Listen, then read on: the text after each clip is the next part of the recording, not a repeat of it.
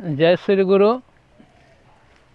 आज हम जीवन से संबंधित कुछ बातें हम बताने जा रहे हैं, कृपया ध्यान से सुने। पहले तो मैं 2 शब्द गा के बता रहा हूँ। जीवन की गठरिया हार गए ढोए ढोए, जीवन की गठरिया हार गए ढोए ढोए।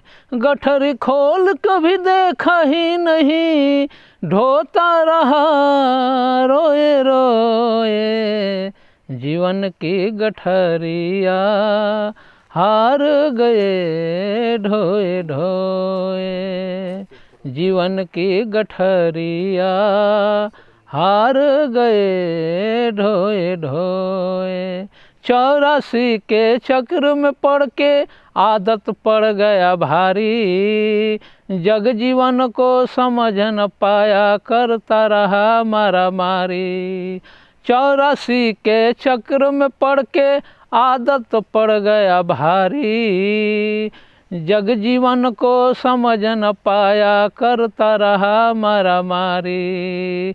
बीज कांटों का बोया तूने, बीज कांटों का बोया तूने, फूल कहाँ से होए। जीवन की गठरिया हार गए ढोए ढोए, जीवन की गठरिया हार गए ढोए ढोए। तन तन करता मन बौराया, मन का हुआ न सुधी, चित्त चिंतन में पड़ा रहा भटक गया है बुद्धि। तन तन करता मन बौराया, मन का हुआ न सुधी, चित्त चिंतन में पड़ा रहा अटक गया है बुद्धि। मन चित्त बुद्धि साफ नहीं तो क्या होगा तन धोए। जीवन की गठरिया हार गए ढोए ढोए, जीवन की गठरिया हार गए ढोए ढोए। देखिए, जीवन में जो 2 पहलू है, हमारे जीवन में जो 2 पहलू है, जग और जीवन। देखिए, हम सबसे पहले तो गलती क्या करते हैं कि हम जग के पीछे भागते हैं और जीवन को पहले हम नहीं समझते हैं। हमारा जो विज्ञान है, जैसे मैंने अपने पिछले वीडियो में बताया है कि हम बाहरी खोज में, जग के खोज में, संसार के खोज में हम ज़्यादा लिप्त रहते हैं, संसार के पीछे हम ज़्यादा भागते हैं, अपने जीवन को खोजते नहीं हैं। जब हम अपने जीवन को खोज लेंगे, जीवन को ढूंढ लेंगे और जीवन का फसाना और जीवन का तराना जब हम समझ लेंगे, तब इस जग में जीने का जो मौज है, जो आनंद है, जो मैं अपना निजी अनुभव बता रहा हूँ। पहले मैं भी संसार के पीछे, संसार के ऐश्वर्य में मैं भाग रहा था, लेकिन ईश्वर की कृपा हुई। उनकी जब कृपा होती है तो जीवन के बारे में वो बातें समझाने लगते हैं, किसी न किसी रूप से वह संपर्क करा देते हैं, जीवन का महत्व समझा देते हैं। तो हमारा जो कहने का जो अर्थ है कि जब हम विद्यार्थी जीवन से लेकर के और युवा जीवन और पौधा जीवन और वृद्धा जीवन, ये जीवन की जो क्रमबद्धता चलती रहती है, ये शरीर की है।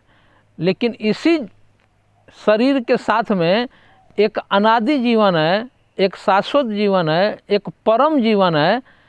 देखिए, सूक्ष्म और व्यापक, स्थूल सूक्ष्म इसको भी कहते हैं। तो जो सूक्ष्म जीवन है, जो आत्मा का जीवन है, वह शाश्वत है, वो सदा रहने वाला है, उसका कभी भी नाश नहीं होता है। और एक शरीर का जीवन है, शरीर का आदि है और शरीर का अंत है, लेकिन आत्मा का न आदि है और न अंत है, उसको अनादि कहा गया है।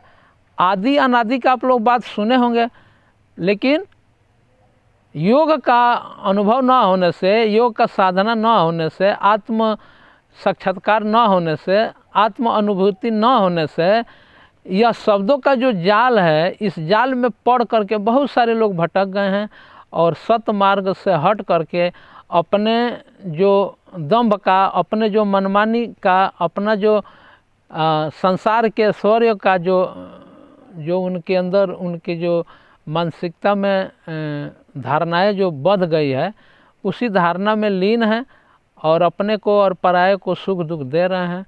जीवन के वास्तविकता से जब तक हम परिचित नहीं होंगे, तब तक हमारे जीवन में न तो आनंद आएगा, न तो मौज आएगा, न तो मस्ती आएगा।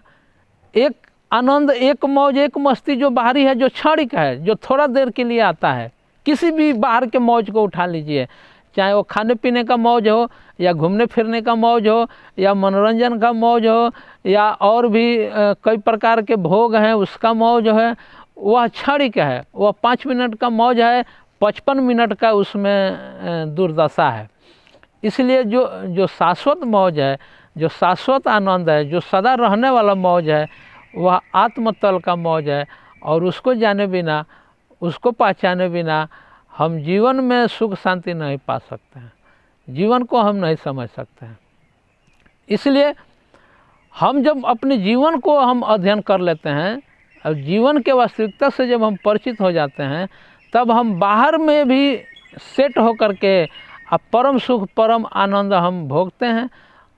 आम आदमी देखेगा तो वो वही कहेगा कि ये तो साधारण ही जीवन जी रहे हैं, लेकिन अंतःतल से, अंतः दृष्टि से जो साधक होता है, जो साधु होता है, वह परम सुख की ज़िंदगी जीता है। और जो बाहरी दिखावे वाला जो साधक होता है, जो साधु होता है, जो रूप में, जो वेशभूषा में फंसा हुआ है, वह वास्तविक सुख नहीं भोगता है। वह बाहरी आडंबर को, बाहरी दिखावे में ही क्षणिक सुख भोग करके और ज़्यादा से ज़्यादा रोग का शिकार हो जाता है, और इस तरह से उसका जीवन भी नष्ट हो जाता है और जीवन का आनंद भी नष्ट हो जाता है।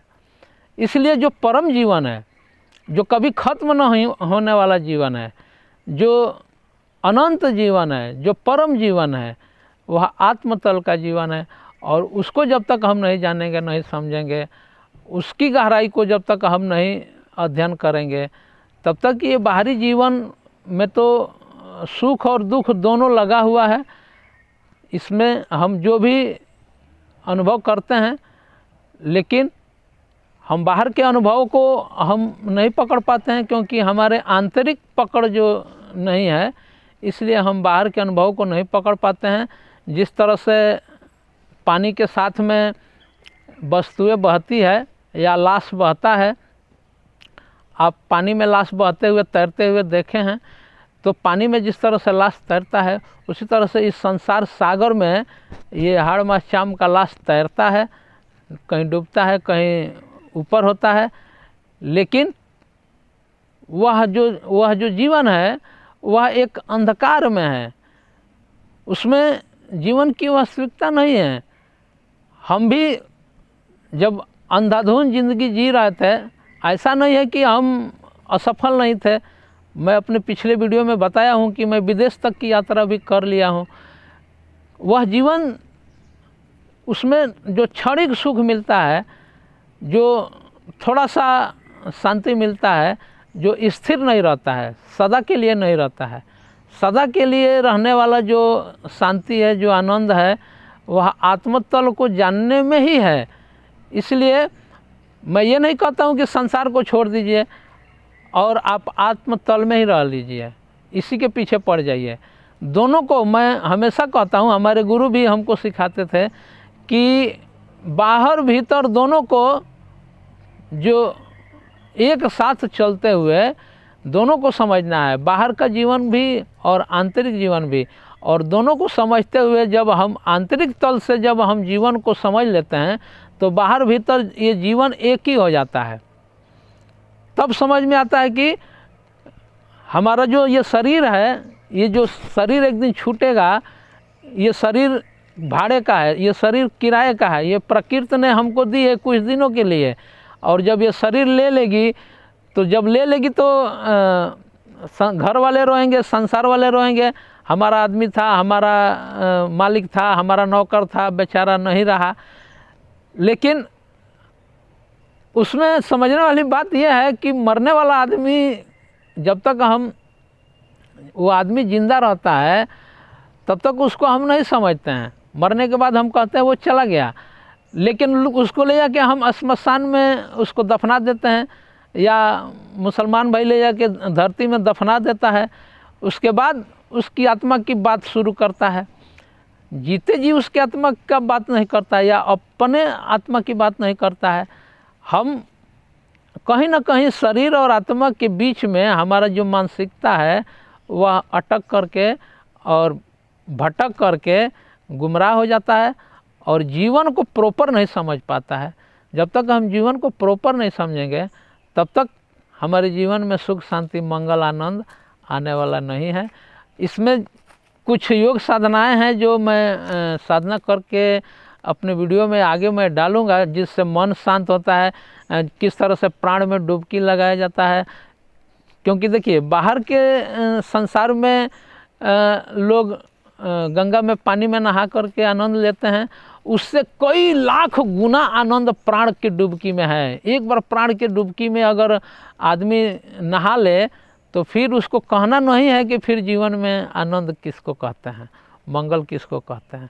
इसलिए प्राण में जो डुबकी लगाता है वही योगी है, वही साधक है, उसी का योग पूर्ण होता है।